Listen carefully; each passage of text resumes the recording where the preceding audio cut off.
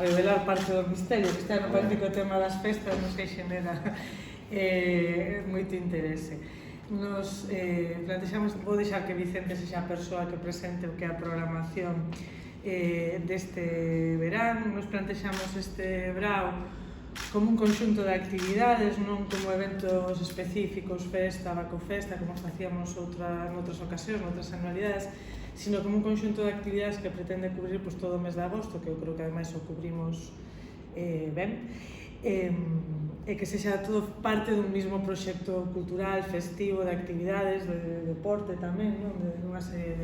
de actuacións que se van a desenvolver na rúa en distintos escenarios ao longo de todo o mes de agosto. Sabedes que este ano nos temos unha programación propia, que é a que vos vamos a presentar hoxe. Hai outra parte da programación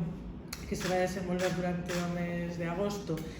na que, a promoción por parte da Xunta de Galicia, que presentaremos o mércores, porque isto vai un pouco así, pero sí que entendíamos que era necesario avanzar sobre todo o que ten a ver coa programación estritamente municipal, vinculada sobre todo a primeira quincena do mes de agosto, unha virtualidade que este ano se comprime un pouco tamén o que é a programación máis estritamente municipal, porque desde a Asociación Sabugueiro fixeron a previsión de celebrar o San Roque na súa data exacta, que o día 16 de agosto, o cual fixo que a bacofesta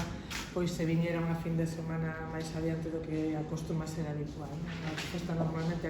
coincidía coa fin de semana, coa ponte festiva da Santa María do San Roque. Este ano adiantouse precisamente para non pisar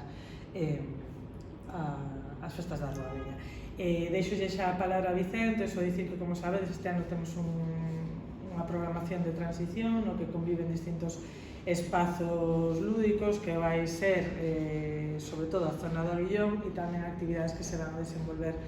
no centro da vila. Vamos vos presentar a programación deportiva, a programación festiva, a programación cultural tamén,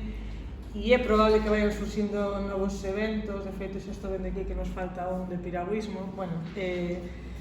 É unha programación a que todavía se están incorporando cousas, pero que eu creo que vai a cubrir a todos os públicos e as distintas necesidades da poboación, tanto da rúa como da xente que nos visita ao longo deste mes de verán.